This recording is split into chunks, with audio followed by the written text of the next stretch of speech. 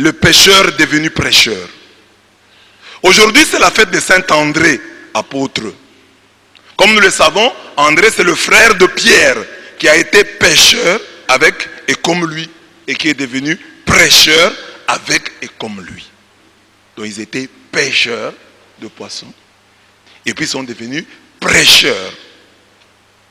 Jésus va le dire à sa manière en disant, vous étiez des pêcheurs de poissons, vous deviendrez maintenant des pêcheurs d'hommes.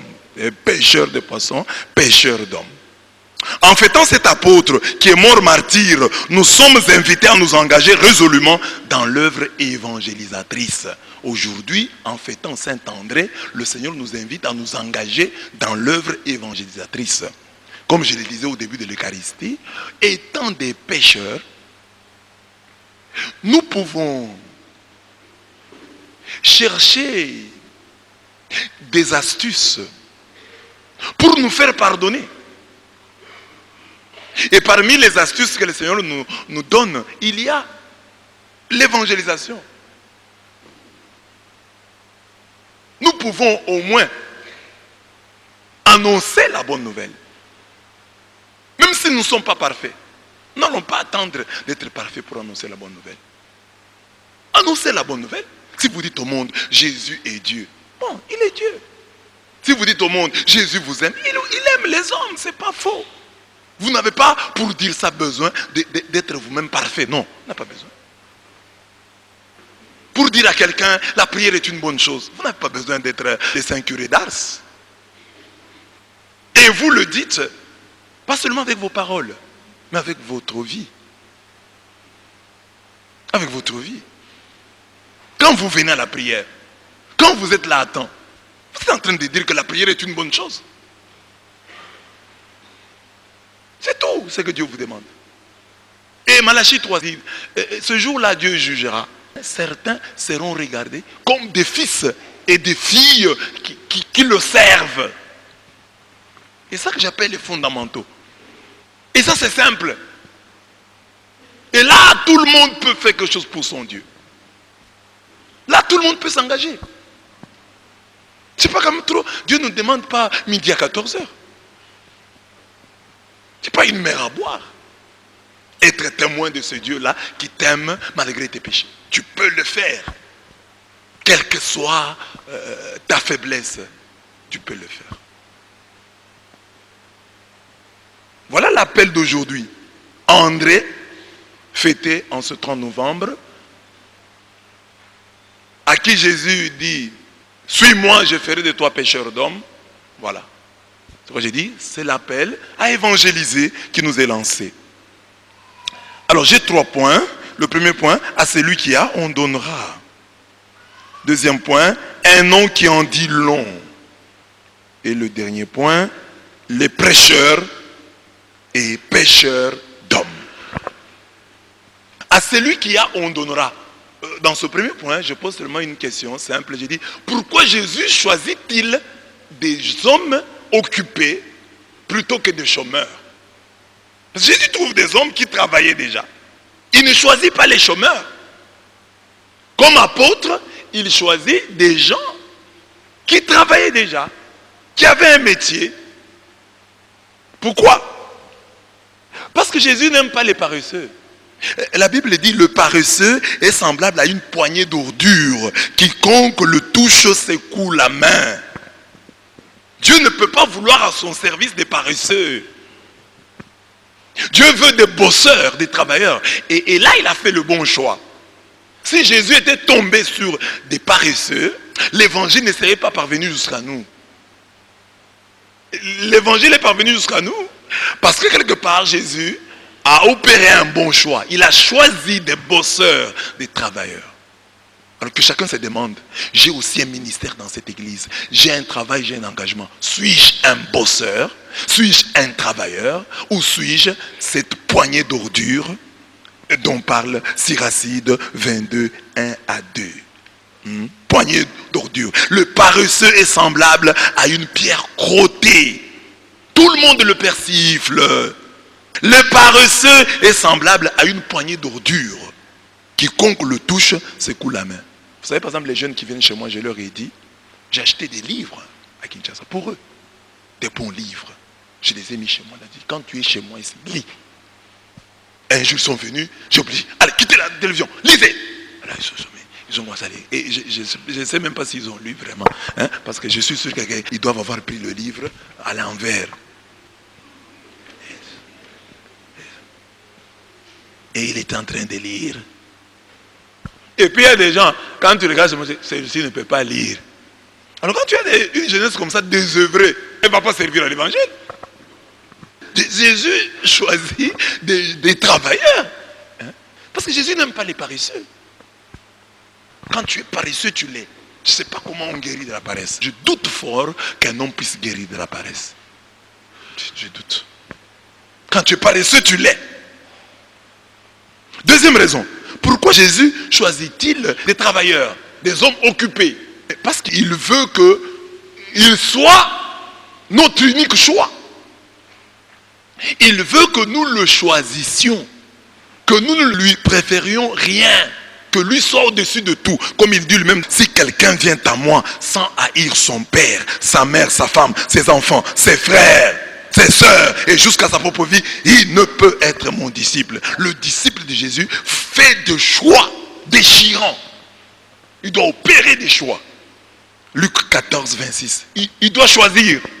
C'est pourquoi Jésus multiplie les poissons et devant la multitude de poissons, il leur dit, suivez-moi. Et ils abandonnent le poisson pour suivre Jésus. Alors que chacun se pose la question, qu'est-ce que j'ai déjà abandonné pour Dieu? Et nous devons réfléchir, mes bien-aimés. Nous devons réfléchir, mes bien-aimés. Pourquoi Jésus choisit des gens occupés? Parce que il veut que nous le choisissions. Que notre foi ne soit pas une foi subie, mais une foi choisie. J'ai fait le choix. Il y avait Jésus, il y avait mon travail. Je choisis Jésus.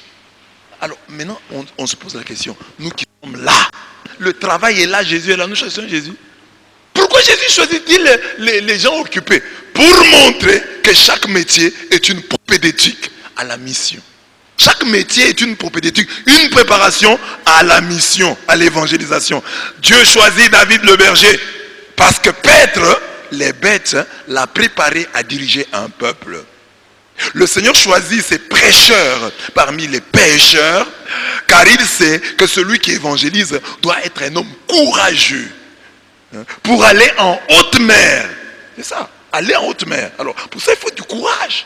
Alors, les pêcheurs de poissons étaient des gens, il faut être courageux pour travailler sur la mer du monde.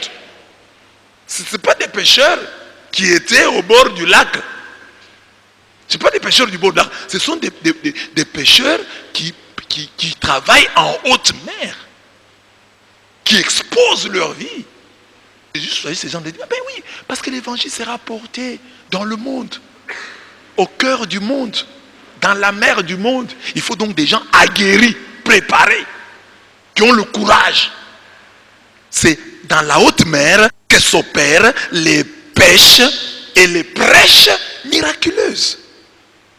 Vous voyez, quand un bureaucrate devient évangéliste, il reste dans les bureaux. Il reste dans les bureaux. Mais celui qui a travaillé, qui avait l'habitude de prendre les poissons dans la mer du monde, il se lève et il travaille.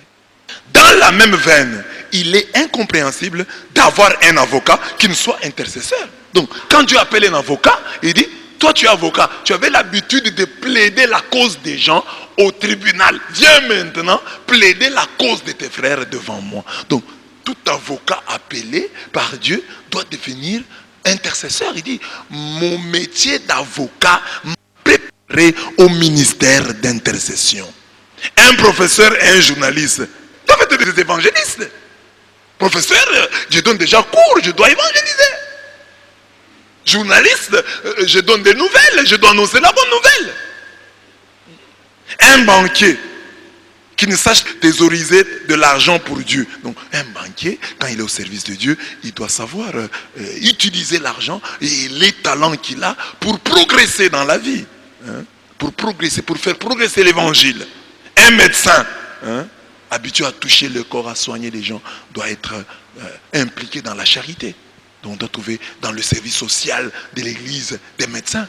Parce que pour être un bon médecin, il faut avoir un bon cœur. Un bon cœur. Parce que le médecin touchera les caca des malades.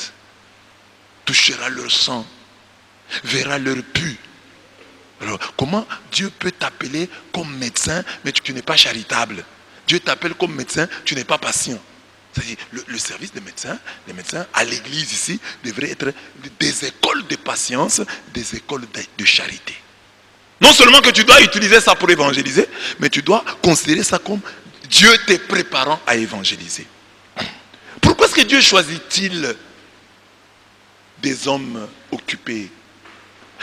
Parce que il veut nous enseigner que l'expérience professionnelle est un atout même pour l'évangélisation.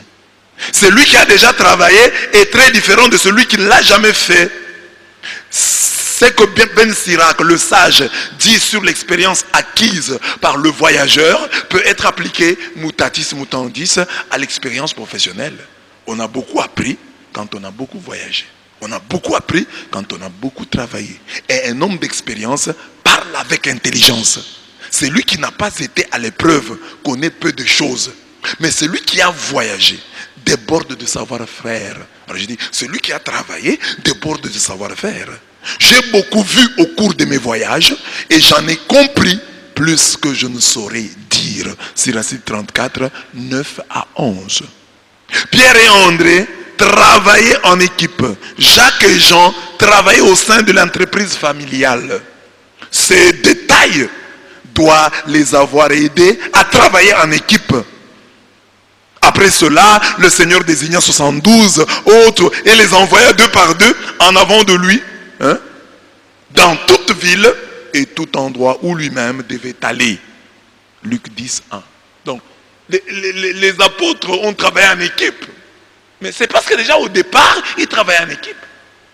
Si par exemple quelqu'un il a une responsabilité, il a toujours travaillé seul, ça va le marquer. Il voudra aussi travailler seul.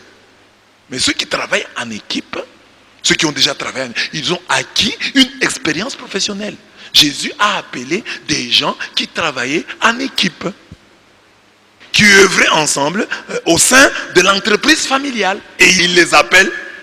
Et ces gens, quand ils viennent sous son ombre, ils travaillent, ils savent travailler en équipe.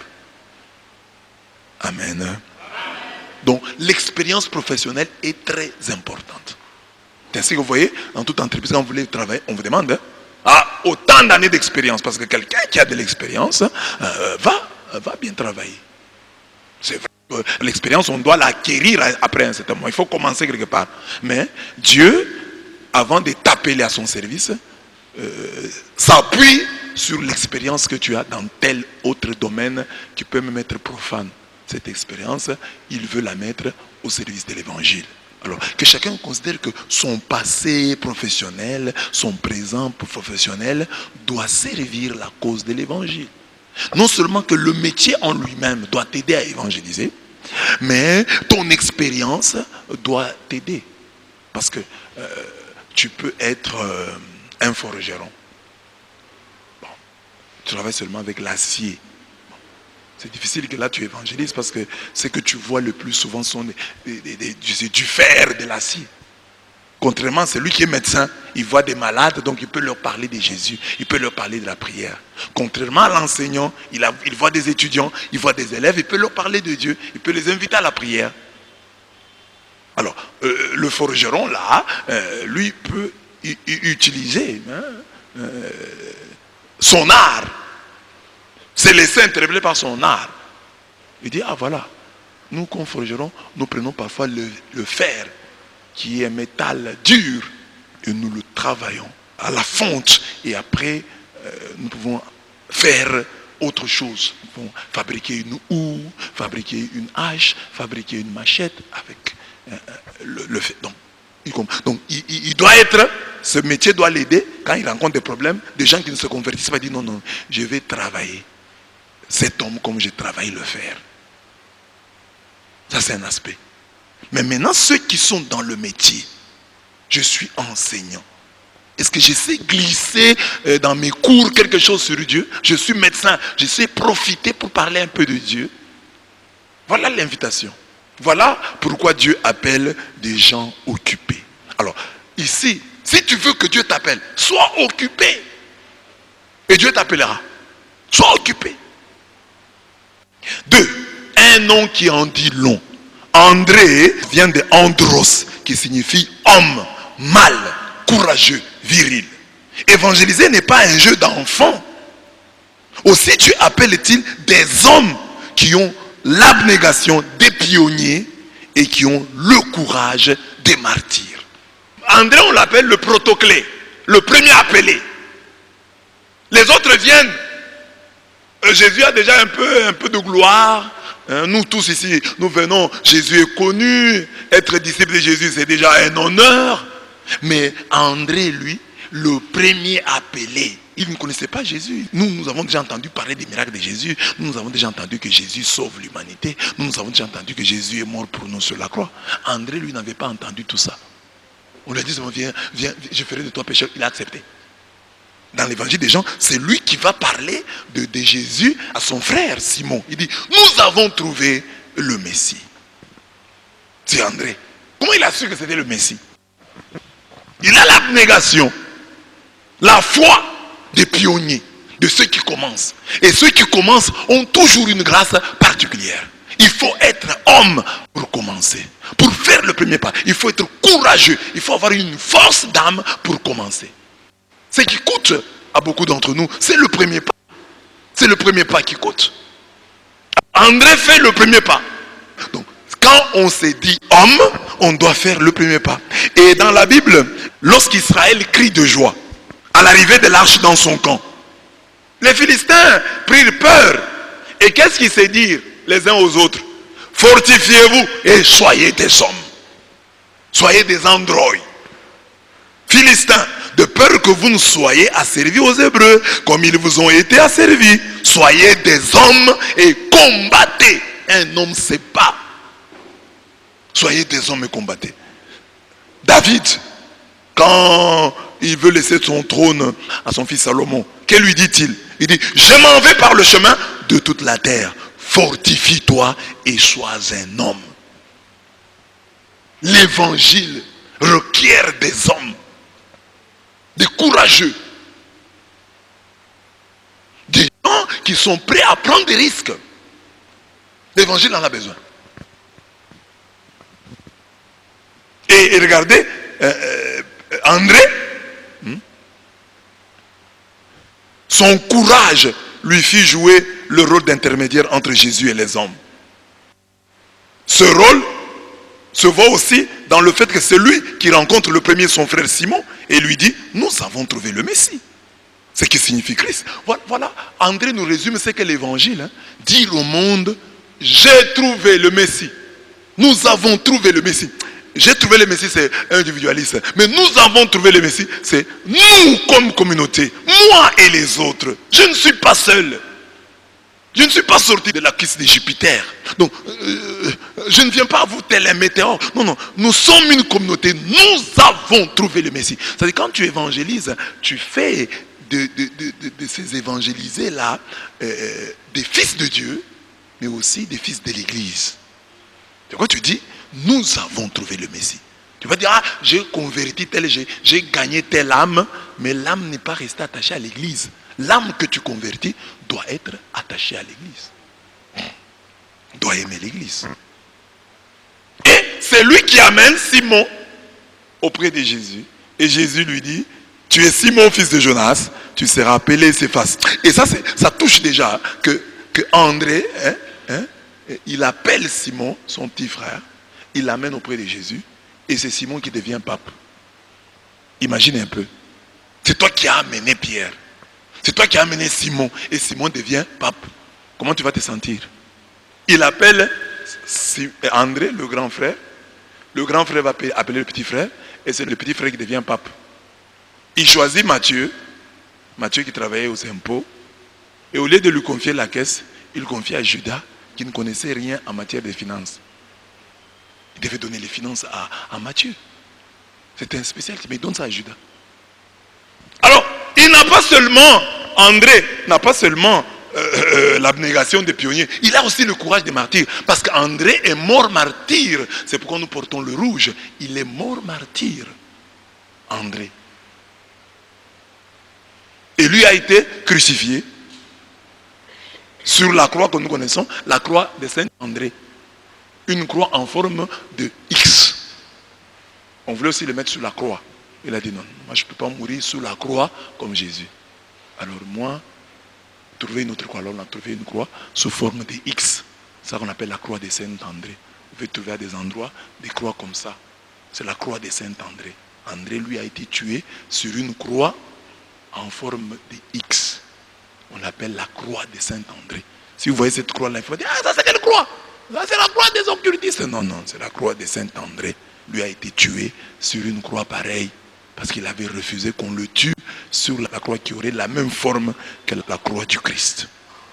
Amen. Et c'est à André que Jésus a dit.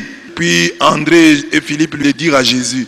Jésus leur répondit, l'heure est venue où le Fils de l'homme doit être glorifié. En vérité, je vous le dis, si le grain de blé qui est tombé en terre ne meurt, il reste seul. Mais s'il meurt, il porte beaucoup de fruits. Celui qui aime sa vie la perdra. Et celui qui est sa vie dans ce monde la conservera pour la vie éternelle. Si quelqu'un me sert, qu'il me suive. Et là où je suis, là aussi sera mon serviteur. Si quelqu'un me sert, le Père l'honorera. Vous voyez, il est mort martyr. Vous voulez voir Jésus? C'est sur la croix que vous le verrez mieux. Quand vous le verrez ainsi, vous subirez le même sort que lui. Voilà, Saint-André. Et c'est d'André que vient le mot androïde. Quand vous avez les téléphones là, androïde, c'est pour dire un téléphone qui est comme un homme. Un téléphone intelligent. Androïde. Androïde vient de là. Troisième et dernier point. Le prêcheur est pêcheur d'hommes.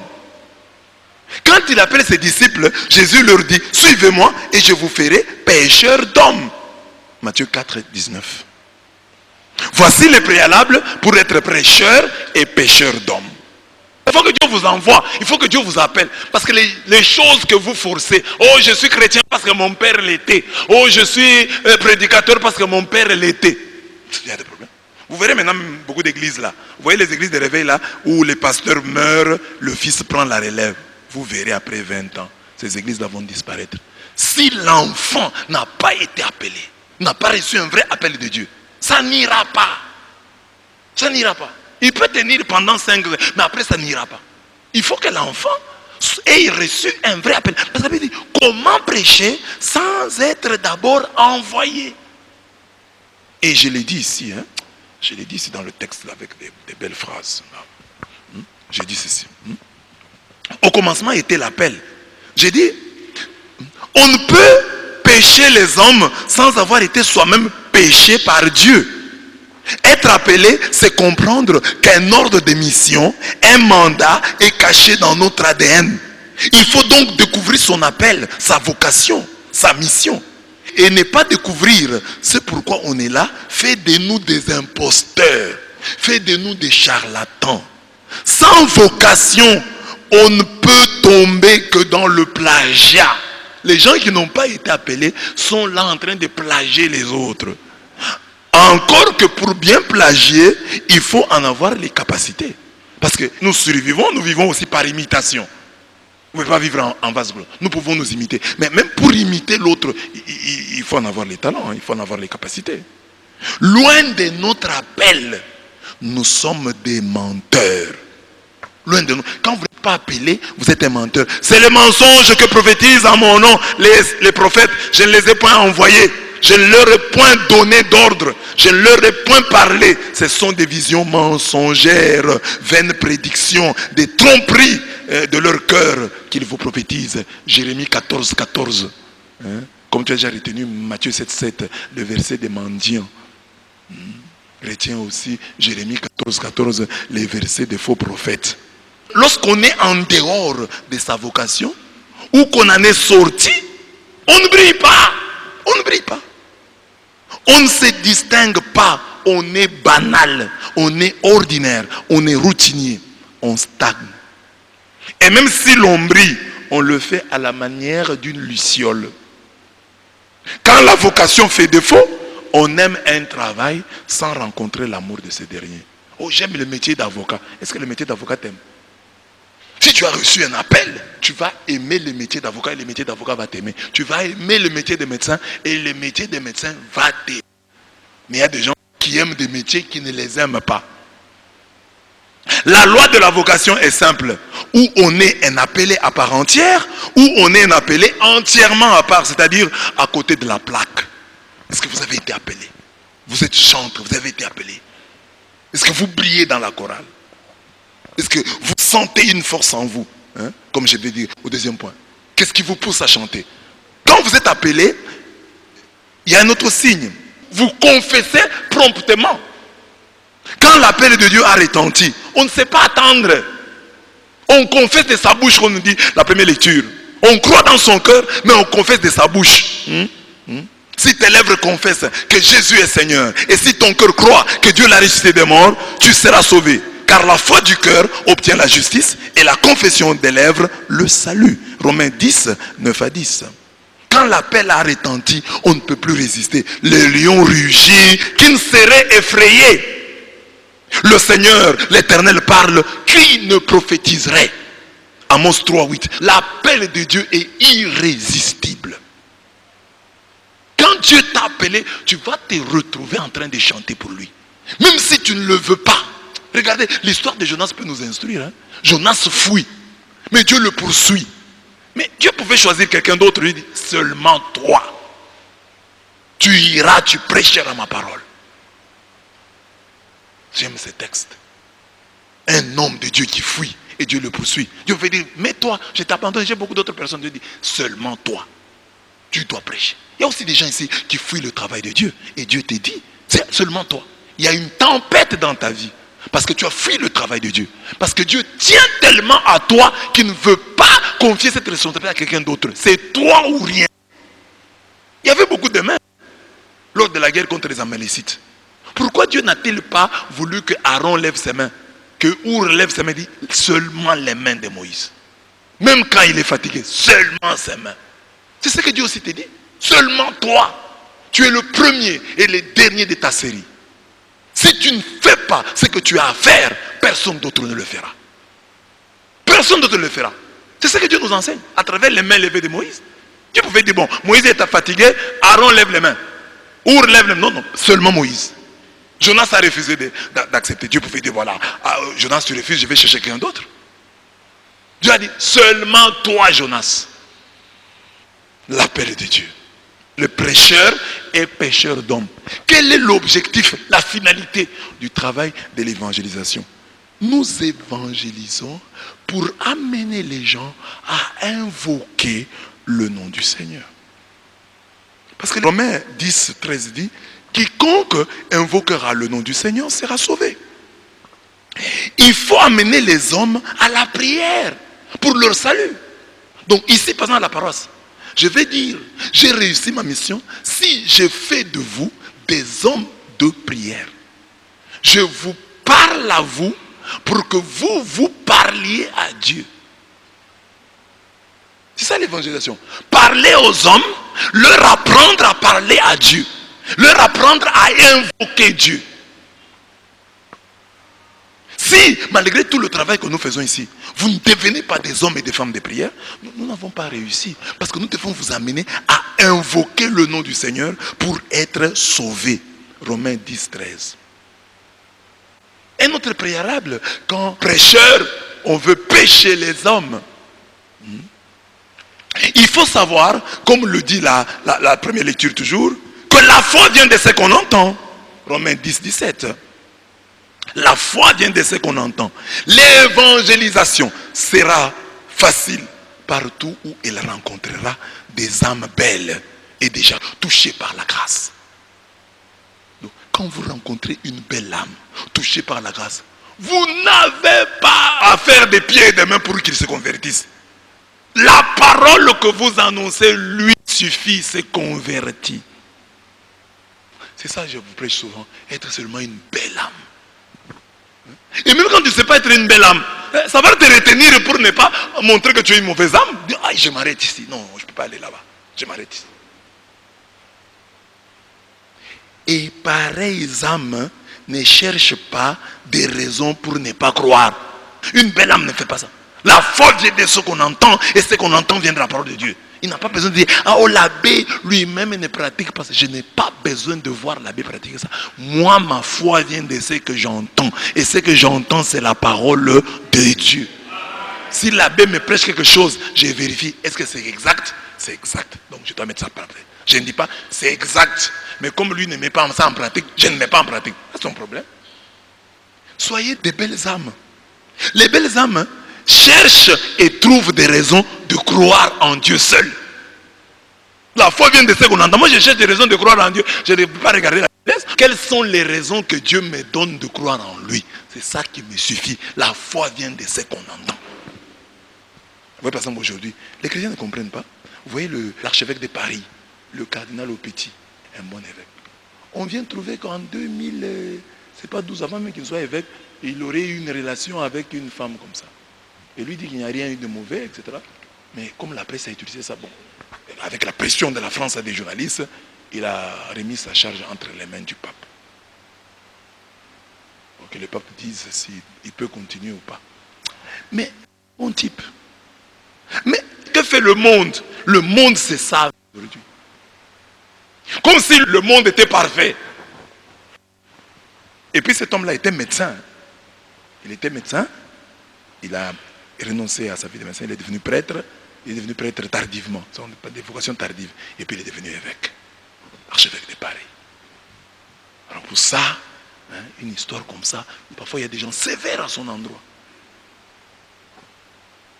Et qui sont prêts à dire, ah mais à quoi bon croire si ces gens se comportent de telle manière? Oh, tu crois en eux? La foi vient de ce qu'on entend. Et ce qu'on entend vient de la parole de Dieu. Donc, une belle âme cherche et trouve des raisons de croire en Dieu seul. Lorsque l'incrédule cherche les vices du prédicateur, le croyant s'émerveille devant le sacrifice du Rédempteur. Oui. Au lieu de te scandaliser, de te laisser scandaliser par les vices du prédicateur, regarde le sacrifice du Rédempteur. Et ce que j'ai dit ici, je dis, quand le prédicateur m'est mort, je me tourne vers celui qui est mort pour moi. Quand le prédicateur t'est mort, parce que c'est un serpent, tourne-toi vers le serpent des reins, qui est Jésus-Christ, qui est mort pour toi. Attends, le prédicateur te mord et toi tu dis, oh, le prêtre, le pasteur, il m'a mordu. Tu vas mourir, regarde Jésus. Et le prédicateur te mordra toujours. Parce que c'est un homme. Mais celui qui est mort pour toi ne te mordra jamais. Lui, il faut le regarder pour être sauvé. Et même les prédicateurs, si tu es vraiment attentif, tu verras. Tu verras. Tu peux apprécier même un prédicateur en comparant. Comme je vous l'ai dit souvent, ne vous fondez pas seulement sur le mal que fait votre pasteur, vrai ou supposé, mais regardez le bien qu'il fait et regardez le mal qu'il ne fait pas, le pire qu'il ne fait pas. Il y a moyen de croire en quelqu'un et de prendre l'essentiel de sa vie en faisant l'inventaire du pire qu'il ne commet pas. Du pire qu'il ne commet pas. Regarde ton voisin. Dis-lui, merci pour le pire que tu ne commets pas. Dans le pire, parce que non, toi tu as déjà commis le pire, mais même dans le pire que l'autre commet, il y a toujours un pire qu'il n'atteint pas. Amen. Est-ce que vous me comprenez? Même dans le péché de l'autre, cherche le pire qui n'a pas atteint, le Rubicon qui n'a pas franchi. Il y en a toujours, si tu cherches, tu trouveras. Parce qu'il y a toujours quelqu'un qui a fait pire que lui. Il y en a. Si tu cherches, tu trouveras qu'il était aussi capable du pire. Du pire. Mais il ne l'a pas fait. Donc, il y a toujours moyen qu'il y ait de la place pour un pécheur dans votre cœur, pour autant qu'il n'a pas fait le pire. Et même dans son pire là, il n'a pas atteint le pire du pire. Il y a un Rubicon qu'il n'a pas franchi. Donc tu peux continuer à croire en lui. C'est ça que j'ai dit. Alors ça, il faut avoir une grande foi pour le faire. Parce que nous, c'est souvent la mèche et le fume, nous l'éteignons. Le roseau français, nous le coupons. Que Dieu vous bénisse.